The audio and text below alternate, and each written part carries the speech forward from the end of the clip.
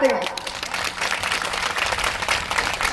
हमारे लिए सत्ता एक माध्यम है और वो माध्यम है दबे कुचले वर्ग को आगे बढ़ाने का, उनके जीवन को और बेहतर बनाने का और लोकतंत्र को मजबूत करने का।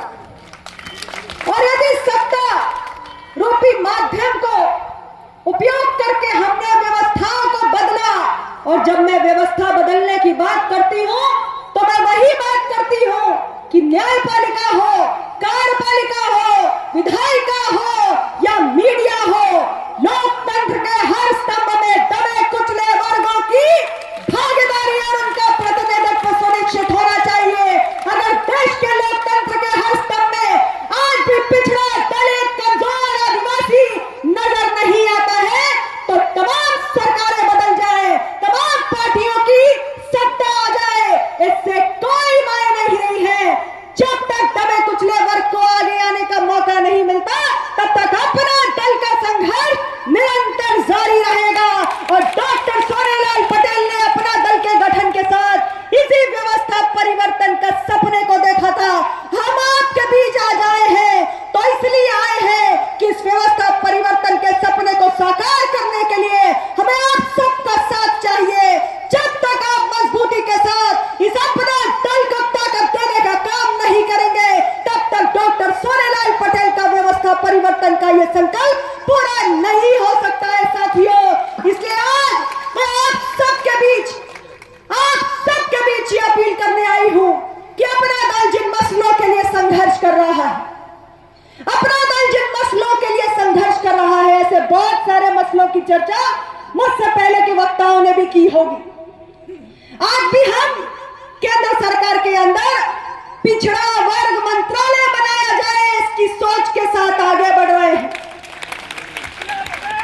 और देश के माननीय प्रधानमंत्री श्री नरेंद्र मोदी जी के नेतृत्व में इस देश के कमजोर वर्गों के हक में एक नहीं अनेक फैसले हुए हैं। इस देश में डॉक्टर बनाने वाली एक परीक्षा होती है, मेडिकल की नीट की परीक्षा। मेरा मंत्रालय में तो स्वास्थ्य राज्य मंत्री हूं, हमारा मंत्रालय काउंसलिंग से सीटें देता है। नीट की परीक्षा का आयोजन भारत सरकार का शिक्षा मंत्रालय करता है। ये मेडिकल की जो परीक्षा है, नीट की परीक्षा, इसमें जो बच्चे हमारे पीजी के एडमिशंस लेते थे, एमबीबीएस के बाद जो पीजी करते हैं बच्चे, उसमें पिछड़ों का आरक्षण लागू नहीं था। कांग्रेस की सरकार थी, एक बार नहीं अनेकों बार यह विषय उठा। यूपीए की सरकार में बहुत सारे ऐसे दल शामिल थे जो सामाजिक न्याय का ढिंढोरा पीटते घूमते हैं।